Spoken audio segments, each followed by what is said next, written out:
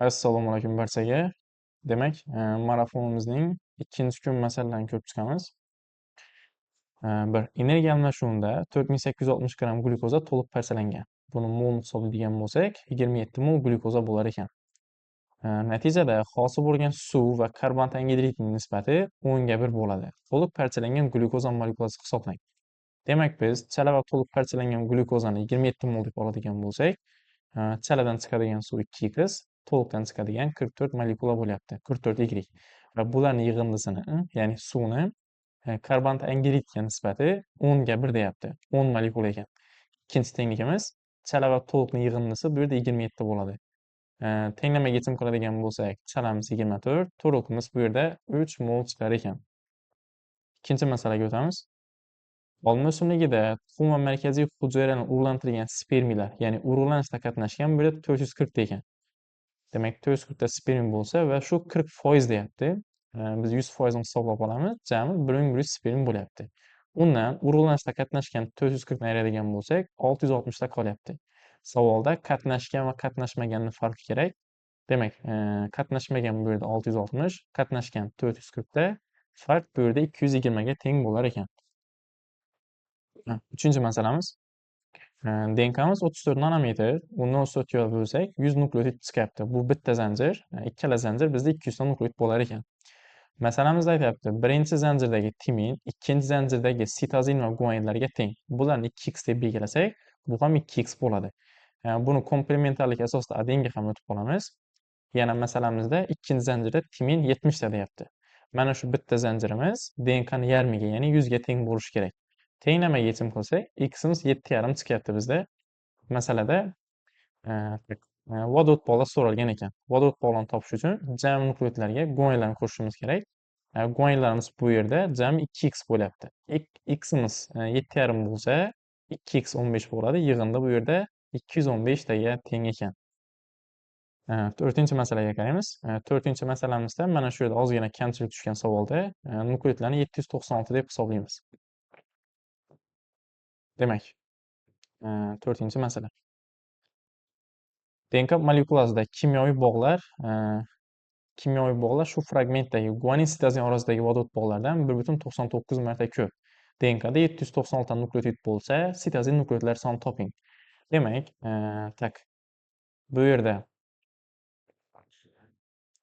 bu 796 emas. Endi bu yerni ham o'zgartirishimiz kerak ekan. Mayli, bunday qilamiz, qarang. O'zligicha ishlaymiz. 200 ta nukleotid bo'lsa, undan 2 tani ayiradigan bo'lsak, 198 ta fosfatdifir bog' bo'ladi. Biz adenin timinni x, guanin sitozin y deb belgilab oldik. Endi kimyoviy bog'larga vodorod bog' va fosfatdifir bog' kiradi, to'g'rimi? Mana bu yerda vodorod bog'lar, bunda esa fosfatdifir bog'lar. Bularning yig'indisi guanin sitozindagi vodorod bog'iga, ya'ni 3y ga nisbati 1,99 deyapti. Nukleotidlar 2x, 2y esa 200 bo'lyapti bu yerda. Buni nukleotid soni yoki nisbati, demak, xato tushgan ekan masalamizda. Shu sababdan y-imiz 80 qanchadir chiqyapti. Javobga mana shuni, demak, olib qo'yamiz. Ertaga unaqa, demak, muammoli savollar tushmaydi. Bu yerda mana shu nisbatida ozgina muammo bor ekan masalamizda. Ya'ni ishlanish ketma-ketligi asosan mana shu, demak, ketma-ketlik bo'yicha ishlanish kerak edi. Agar shu ketma-ketlik bo'yicha yozgan bo'lsangiz, sizning masalangiz to'g'ri. 5-masala. DNK molekulasi fragmentida adenin, timin va sitozinlarning miqdori deyapti. Biz adenin, timinga har doim x deb belgilab olamiz, sitozin esa y. 2x y ning yig'indisi sitozinga, ya'ni y ga nisbat 8 deyapti bizda. Undan tashqari 1200 ta vodorod bog' bor ekan. 2x adenin, timin, 3y guanin sitozindagi vodorod bog'ning yig'indisi 1200 bo'lsa, tenglamaga yechim qilsak, x'imiz 420, y-imiz 120 chiqyapti. Jami hisobda bitta zanjirimiz 540 ekan. Uni 0,4 ga ko'paytirsak, demak, DNK'miz uzunligi kelib chiqadi 183,6 nanometr ekan. Endi 6-masalamizga qaraymiz. Demak, chatishtirish uchun AB xo'rozlar va SD tovuqlar olindi. Ularning hammasi oyog'i patli va toji no'xatsimon edi. Demak, patli bilan no'xatsimon bo'lishi dominant, patsiz oddiy bo'lishi ressesiv deb belgilab oldik. Demak, patli va no'xatsimon bo'lganligi uchun xo'rozlarga ham, tovuqlarga ham shunday qilib yozib chiqdik. Endi A xo'roz ikkala tovuq bilan chatishtirildi.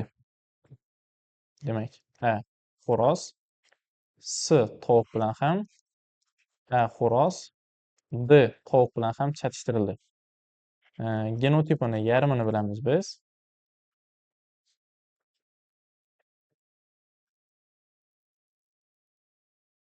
Bu yerda tovuq chatishtirildi, faqat no'xatsimon oyog'i patli jo'jalar olindi. Ya'ni no'xatsimon patli bo'lsa, bularni barcha farzandida A va B genlar katta bo'lgan. Yani bu joyda biz otani genotipini topa olmaymiz. Keyingisi, B xo'roz S tovuq bilan chatishtirildi. Demak, B xo'roz S tovuq bilan chatishtirildi.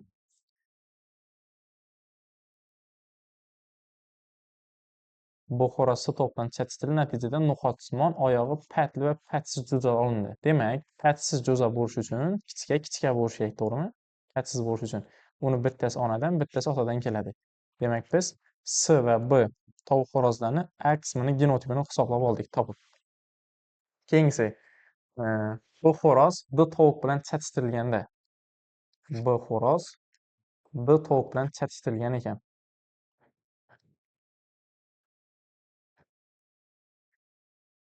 Bu yerda esa no'xatsimon ham oddiy ham chiqdi. Oddiy chiqish uchun bizda bular resessiv bo'lishi kerak.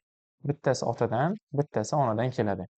Masalamizda aytyapti, B xo'roz genotipini toping. B xo'roz genotipi mana bu yerda yozdik to'liq formatda. Demak, D heterozigota bo'lar ekan. Biz bu yerda A javobini belgilasak bo'ladi. Test qismiga o'tamiz endi. Demak, ikkinchi kun testi. Albatta, bu testlar ehtimoliy testda sanaladi. 5 ta bo'lishiga qaramasdan, milliy sertifikatda va DTM testlarda eng ko'p takrorlanayotgan test va mavzu bo'limlari hisoblanadi. Albatta, bunga e'tiborli bo'lib, vaqtida vazifalarni bajaring va tahlillarni ko'rib boring. Nasib bo'lsa, 30 kundan keyin albatta darajangizda juda katta o'sish bo'ladi. Birinchi savol. Qaysi javobda bakra baliq haqida to'g'ri ma'lumot keltirilgan? Bilamizki, bakra baliq bu suyak tog'li baliqqa turkumga kiradi. A. Urg'ochilarda bir juft urug'don. Bilamizki, urg'ochida urug'don bo'lmaydi. B. Qorin aortasidagi venöz qon jabra arterial tomon oqadi.